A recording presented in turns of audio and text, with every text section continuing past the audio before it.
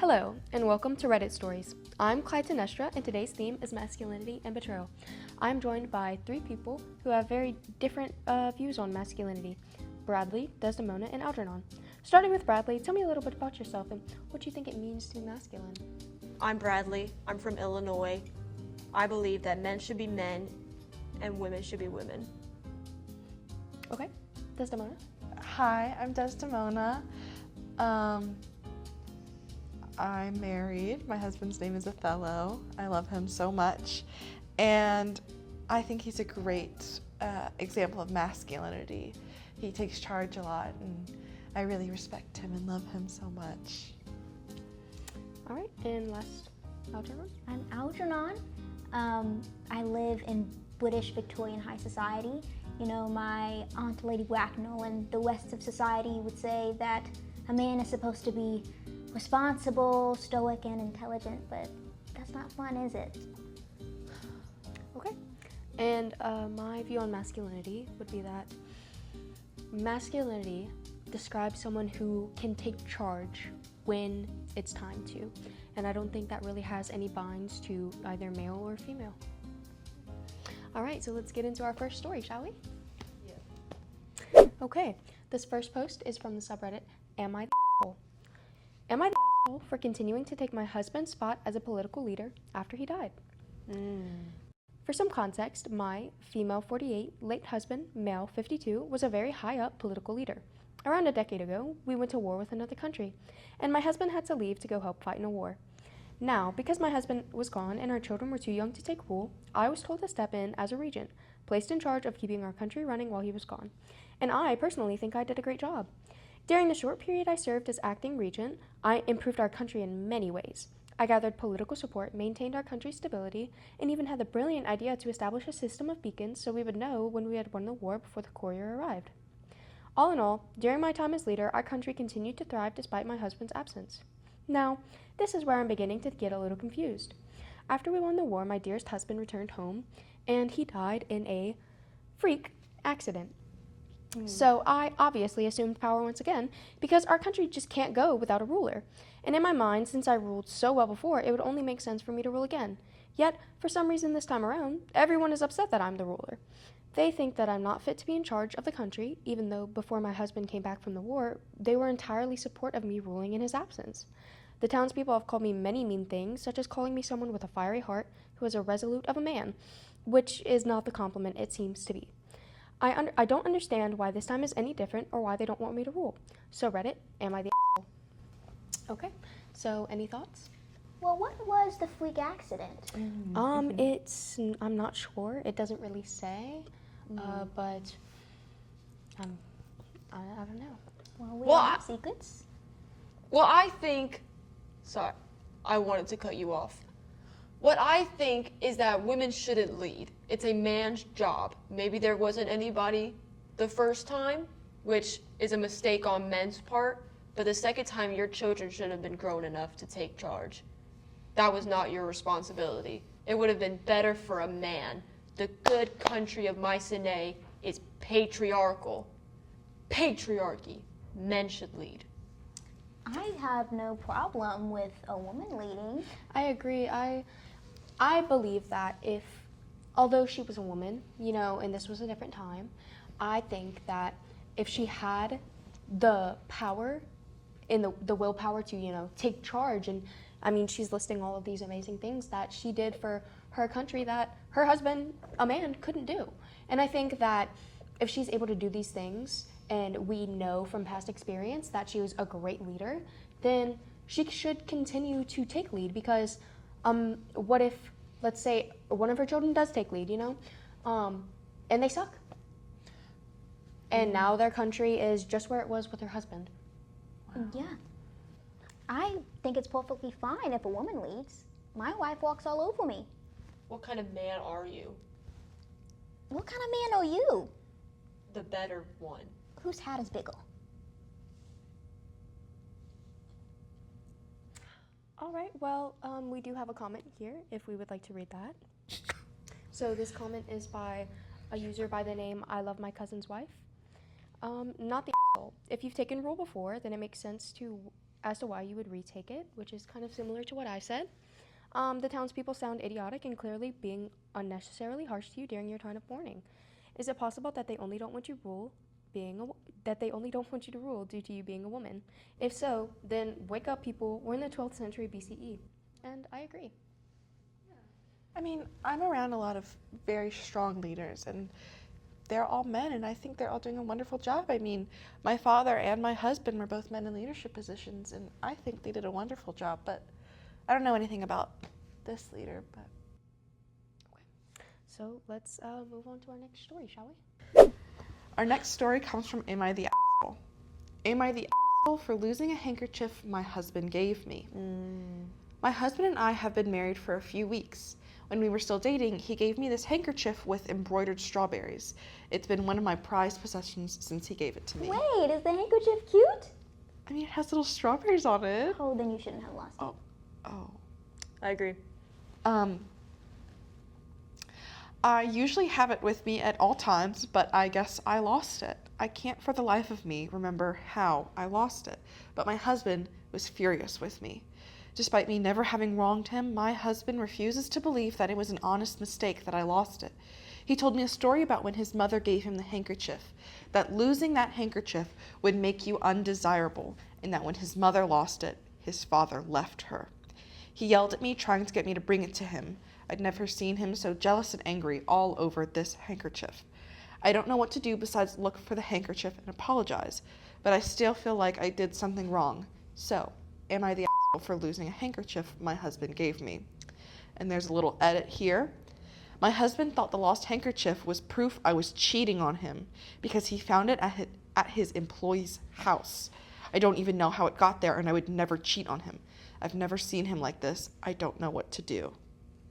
I'd like to start this one off. Okay. I think she is the asshole for cheating. Your husband loves you very much.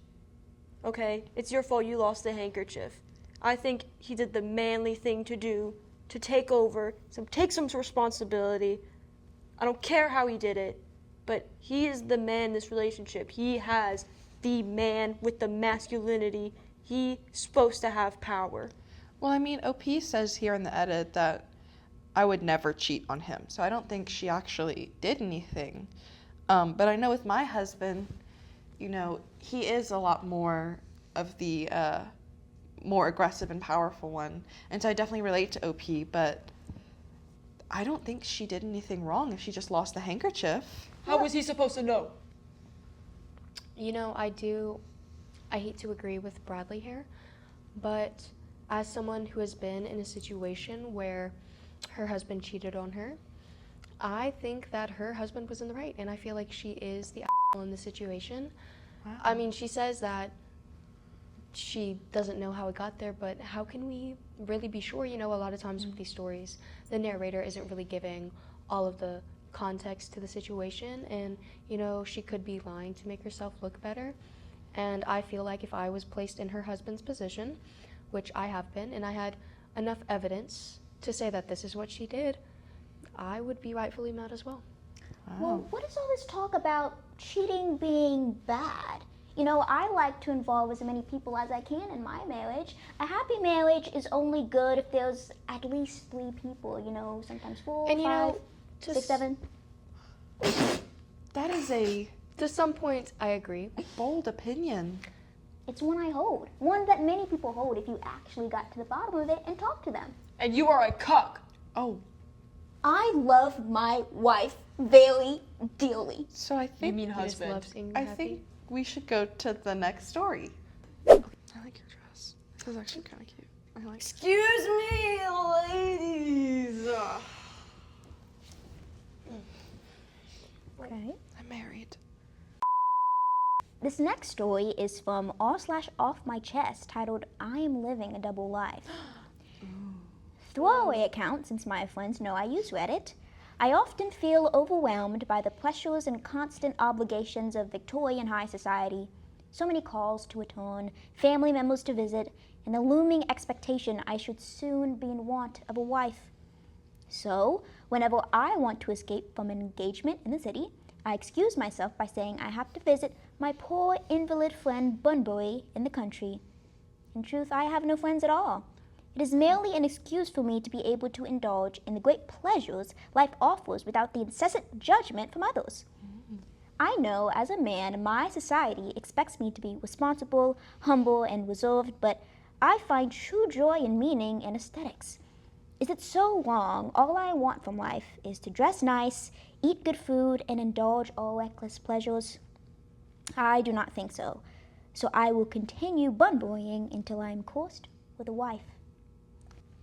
Wow, that's a lot. I mean, I definitely, I think OP is a man, but I mean, I can definitely sympathize with having value in aesthetics and wanting to get away from it all, I definitely understand that urge, and I do sympathize with OP, and I mean, I love pretty things, so I understand wanting to get away from it all. I completely disagree. Oh. You like pretty things because you're a girl. He's supposed to be a man. Men shouldn't like pretty things. That's not what being a man is about. Do you see what I'm saying here? I'm from Illinois. I see how men are supposed to act, and you're acting like a girl. On one hand, I do agree. I feel like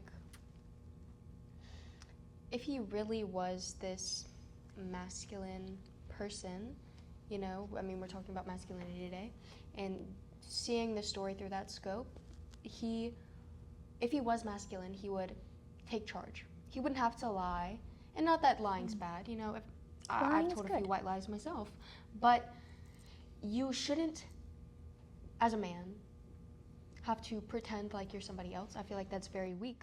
I feel like you should be confident in who you are, and I think that is really representational of masculinity, being able to say, this is who I am, this is what I'd like to do, and if you don't like that, well, go yourself. Wow. Okay, well, there is an update on the story. Wow.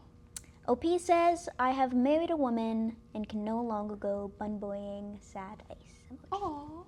You're a cuck. Why? This is OP. He's married This is now. OP. OP is a cuck. I love my wife. Algernon is a cuck. Oh. Everybody here is a cuck. This story is called r/Am I Overreacting? Am I overreacting for ditching my boyfriend because of his family? Right off the bat, yes. Oh. Okay, story. Okay, to start off, me, 19 female, and my boyfriend, 22 male, were going on a trip from New York to New Mexico to find my boyfriend's father. We made a quick stop in Illinois, where he grew up, so that he could show me his childhood home. We get there, and to my greatest surprise, his father was at the home. Everything crashed and burned when his father started going crazy. He was talking about this dead kid in the yard that only Vince's grandpa knows about, which I find ridiculous. It is not a shame to keep secrets. Oh. I agree. There is some sort of masculinity in protecting your family, even if it means having to keep a secret. Okay. A dead child? To go on with the story, they didn't even recognize my sweet boy as their own. Later that evening, this strange, unruly, odd, weird, dirty, pedophilic man stuck his fingers in my mouth as some way to control me. I guess it's the only time that he could touch a woman. Wow. That's the only time you're going to get touched by a man. Oh. You were asking for it. Oh. Take joy in it. What? His family made me deeply uncomfortable, and the next morning I confronted them about their behavior. They shared with each other this deep, dark secret they've been hiding from each other forever, and I had to get out. My boyfriend was being kept to learn about their craziness, and he left me alone with them the night before. So I returned the favor and left them to their own vices. Am I overreacting for leaving? Yes, you are. Well, I agree with OP.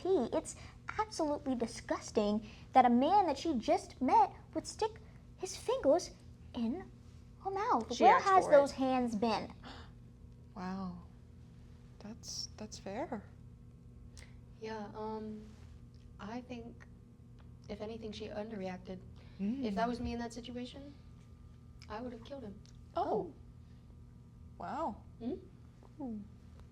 Well, I mean, I don't think OP was overreacting by leaving, but I definitely think she could have done more, been more sympathetic to this obviously broken family and done more to help them. I just wish she had done more instead of just leave, but I don't think she was overreacting by leaving.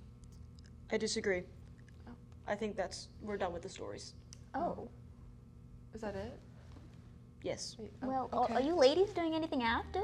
Like, I would love to hang out with you. Do you like tea? I love this suit. Oh my gosh, I have you thank to tell you me so more. much. I should have worn more Oh, clothes today. I have an entire empire, so. Let's go, Opal. Let's go. Yeah.